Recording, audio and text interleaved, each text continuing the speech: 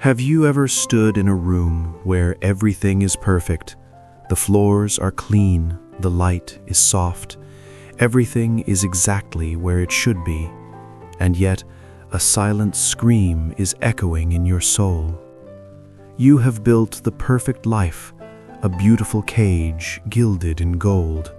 It is safe, it is secure, and it is admired by all who look upon it. It has every comfort a bird could ever want. But you have noticed, haven't you? In the quiet moments, when the performance is over, the bird inside your chest has stopped singing. That silence, that secret gnawing boredom you feel guilty for, is not your ingratitude. It is not a flaw in your character. It is a calling, a sacred summons from a soul that was built for the sky, not for a cage. In this video, with the profound guidance of Carl Jung, we will not try to redecorate the cage to make it more comfortable. We will begin the courageous work of looking for the key. Let's call her Anna, 53 years old. She stands in her perfectly renovated kitchen, the gleam of the marble countertops reflecting the soft pendant lights. Outside, her garden is a masterpiece of controlled beauty. Her life is a portrait of success. But as she stands there, in the silent hum of her expensive refrigerator, she feels a profound, aching emptiness. A void so vast it threatens to swallow her whole. And on the heels of that emptiness comes its cruel twin, a wave of shame that whispers, "What is wrong with you? You have everything. You should be happy." But what if the question is wrong? What if Anna's emptiness has nothing to do with happiness? Is it possible that happiness and meaning are two entirely different things? And what happens when a life perfectly engineered for happiness utterly fails to deliver meaning? This is the sacred mystery we will explore today. Anna's guilt, that cruel whisper in a perfect kitchen, is the guardian of the golden cage. To understand it, we must first give this experience a proper name. This is the golden cage syndrome. A golden cage is still a cage. It is beautiful, it is safe, it is admired, and it is a prison for the wildness of your soul. Your life has been built, perhaps flawlessly, to satisfy the needs and impress the eyes of the outside world. It has been engineered to look good on paper, to be the envy of others. It is a magnificent, endless feast for your persona. The social mask we have spoken of, the part of you that thrives on approval, achievement, and external success. And for years, this was enough. Feeding the persona was the primary task. But here is the central tragic truth that emerges in midlife. While your persona is feasting in the sunlit dining room, your authentic self, the deep, wild, soulful core of your being, is chained in the basement, slowly starving. What is the food of the persona? It is the applause of others, the promotion at work, the perfect family photo for the holiday card, the flawlessly clean home, the praise, the admiration, the constant fleeting validation that comes from looking good. It is the food of the ego. But the soul cannot be nourished by these things. The soul has a different hunger, a deeper hunger. What is soul food? It is not comfort. It is not security. Soul food is meaning. It is the feeling of gritty soil under your fingernails.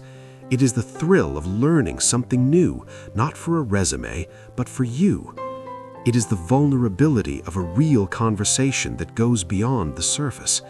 It is the creative chaos of making something imperfectly with your own hands. It is the feeling of being connected to something larger than your own perfect life. And the boredom you feel, that secret, gnawing, profound emptiness, is not a sign that you are ungrateful. Let me say that again. This is the most important reframe of our entire journey together. Your boredom is not a character flaw. It is a symptom. It is the cry of a malnourished soul. It is the physical sensation of yourself literally starving to death for a single authentic crumb of meaning. The guilt you feel is the confused and angry voice of your persona, of your ego. It is the cage keeper. It stands at the banquet table laden with external achievements, and it screams at your starving soul, "What is wrong with you? Look at all this abundance. Look at this beautiful life we have built. You should be grateful. You should be happy." But it is trying to convince a person dying of thirst that they should feel quenched just because the glass they are holding is made of solid gold. Your soul does not care if the glass is gold. It is thirsty, and your boredom is the feeling of that thirst. This is why this feeling is so prevalent in midlife for women. The first half of life is often, by necessity, a project of the persona. We build our careers, we raise our families, we establish our homes. The meaning is external and it is clear. But once those structures are built, once the children are grown, once the career is established, the soul, which has been waiting patiently, begins to speak. It begins to demand a different kind of nourishment, an inner journey. It asks you to finally turn your attention away from the outer world and begin to explore the vast, wild, and forgotten landscapes within you.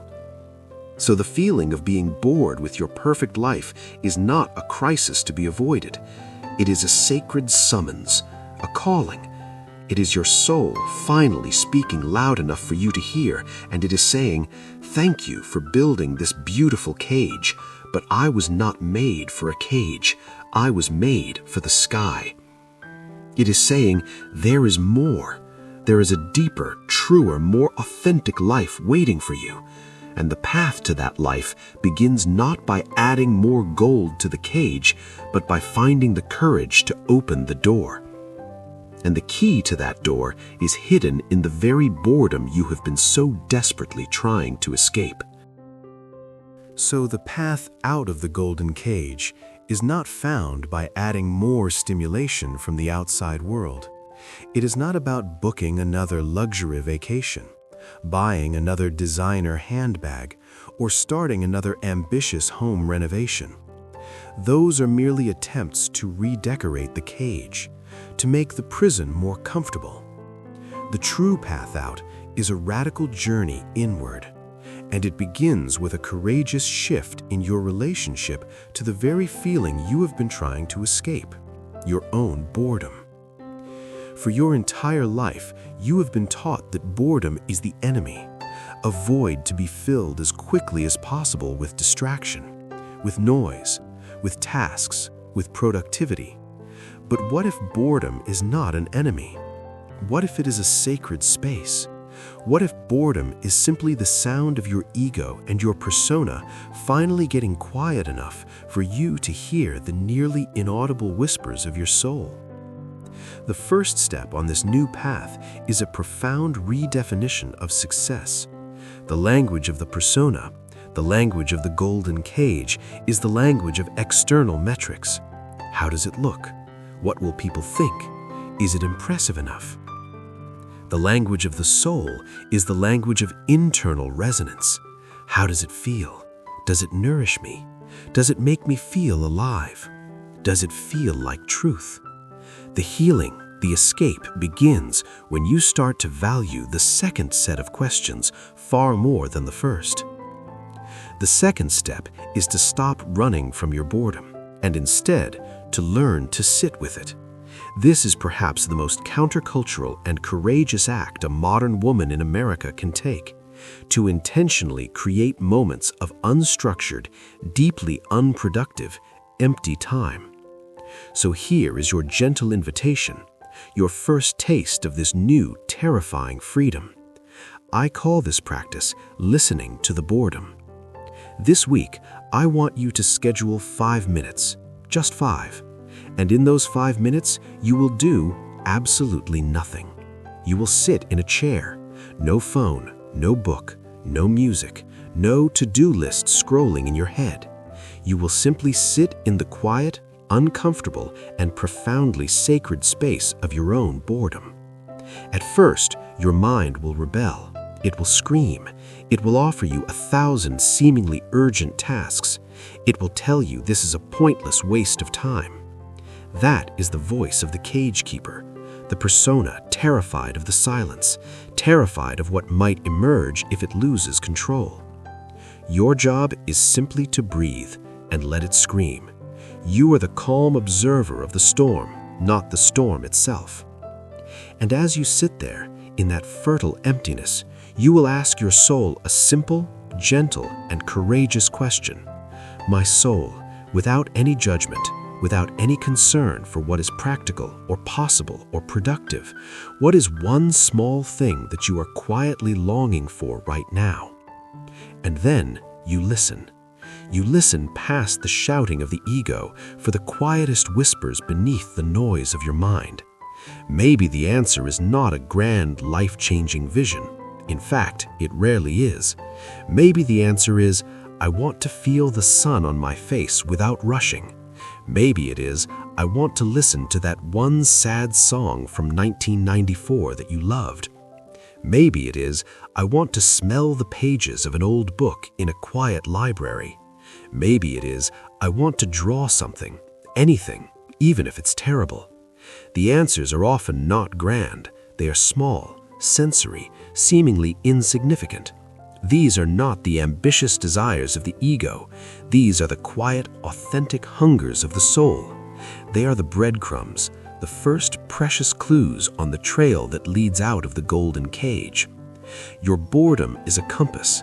When you allow yourself to truly feel it without panicking and immediately reaching for a distraction, it creates a vacuum, a sacred void. And into that vacuum, the truth of your soul's deepest desires will begin to emerge. This is not a one-time fix. This is a practice, a new orientation to your own inner life. It is the art of learning to navigate your life, not by the loud, shiny, and often misleading map of social expectations, but by the quiet, subtle, and profoundly true compass of your own soul's longing. And that compass, that true north, can only be heard in the very silence you have been so afraid of. The boredom is not the void. It is the doorway to what is real. So the boredom is a compass, and in the quiet space it creates, the breadcrumbs of your soul's desires begin to appear. The small, sensory, seemingly insignificant longings. What do we do with this new information? How do we begin to feed a soul that has been starving for decades? The first step is to understand a crucial distinction that lies at the heart of this entire journey out of the golden cage: the profound difference between happiness and meaning. Our culture, the very culture that sold you the blueprint for the golden cage, is obsessed with the pursuit of happiness. Happiness is often an external game. It is about feeling good. It is about achieving a goal, getting what you want, experiencing pleasure, avoiding pain. It is the primary food of the persona, and it is, by its very nature, often fleeting. Meaning is an internal state of being. It is not always about feeling good. In fact, sometimes the most meaningful moments of our lives are found in the heart of our greatest struggles. Meaning is about connection. It is the feeling that your life, in some small way, is connected to something larger than your own personal comfort or ego. It is about contribution, about creativity, about growth, about love. Happiness is a fleeting emotion that visits you. Meaning is the solid ground you build beneath your feet. The deep, aching emptiness of the golden cage is the emptiness of a life rich in the artifacts of happiness, but barren of the sources of meaning. Your soul is not bored of joy. Your soul is starving for meaning. And the journey to a meaningful life does not begin with a grand 5-year plan to save the world. It begins with the humble, sacred act of honoring the breadcrumbs. Let's return to Anna, our wise teacher in the perfect kitchen. She sits in the boredom for 5 minutes. She asks the question. And the whisper that comes back is not, "You must quit your job and become a professional gardener." The whisper is, "I want to get my hands dirty. I miss the simple, earthy smell of soil." It is the echo of a forgotten love she had as a young girl, a connection to the earth that has been paved over by marble countertops. So what does she do? She does not sell her house and buy a farm. That is the dramatic all-or-nothing language of the ego. The soul works in small, quiet, reverent acts. The next Saturday, instead of polishing her already perfect home, she goes to a local nursery. She buys a single small terracotta pot, a bag of rich, dark soil, and a packet of basil seeds. She comes home, and for 10 minutes she allows herself to play in the dirt. She feels the cool soil under her fingernails. She smells its living scent. She gently plants the tiny seeds. This is not a project to be perfected. There is no goal. There is no KPI. It is a ritual to be experienced. This is not another achievement for her persona's resume. It is a single, precious crumb of food for her authentic self. And as she waters that small pot on her perfect windowsill in the coming weeks and watches the first tiny green shoots of life emerge, a feeling begins to stir in her heart that she has not felt in years. It is not the loud, triumphant, fleeting feeling of happiness. It is a quiet, deep, resonant feeling. It is the feeling of meaning. She is nurturing life. She is connecting with the earth. She is honoring a lost, true part of herself. This is the art of feeding the soul. It is about following the small, illogical, wonderfully unproductive whispers. So here is your gentle invitation, your first act of sacred nourishment. I call it one crumb for the soul. This week, I want you to look back at the whispers you heard in your own boredom, and I want you to choose one, the smallest, easiest, most ridiculous-sounding one, and you will carve out 10 sacred minutes to honor it. If the whisper was, "I want to draw," you will take a piece of paper and a pen and you will scribble for 10 minutes with the freedom of a child, without any concern for the outcome. If the whisper was, "I miss the ocean," you will find a 10-minute video of ocean waves, close your eyes, and allow yourself to be transported. If the whisper was, "I used to love that one sad song," you will find that song and you will give yourself the profound gift of listening to it from beginning to end without doing anything else. One small act, one crumb. An act that has no purpose other than to say to your own starving soul, "I hear you. Your hunger is real. Your hunger matters. And I am beginning, just beginning, to learn how to feed you again." This is how you find the key to the cage, not by searching for a master key that will magically open the door, but by collecting these small golden crumbs of meaning, one by one, until you have gathered enough strength and clarity to simply walk out the door, which was never locked. We began this journey trapped in the silent beauty of a golden cage, feeling a secret boredom, a hollow ache, and the profound guilt that came with it. And through the illuminating wisdom of Carl Jung, we came to understand a profound truth. This was not ingratitude, it was the sacred cry of a starving soul. We learned that the life built perfectly for the persona cannot nourish the authentic self. The feast of the ego is the famine of the soul. We learned that our boredom is not an enemy to be vanquished with distraction, but a sacred space to be entered, a compass pointing us to our deepest, most authentic longings. We learned the profound difference between the fleeting external pursuit of happiness and the soul's deep, anchoring internal need for meaning. And finally, we learned how to begin the journey home. Not with a grand escape plan that shatters the cage, but with one crumb for the soul. A small, sacred, wonderfully unproductive act that honors the quiet whispers of our inner world. This is the harvest of our work today. The life-altering permission to stop chasing a perfect life and to begin, gently, to cultivate a meaningful one. The perfect life is a destination, a static picture. It is a cage, however beautiful. The meaningful life is a journey, a process, a messy, imperfect, and glorious dance. It is not about arriving, it is about becoming. Your soul is not asking you to burn your beautiful life to the ground. It is simply asking you to unlock the door of the cage and to begin taking small flights into the wild landscape of your own being. To remember what it feels like to have soil under your fingernails, to sing out of tune in your car, to learn something new for the pure, simple joy of it. This is how the bird in your chest begins to find its voice again, not with a grand, perfect opera, but with a single, quiet, authentic note, a note of its own.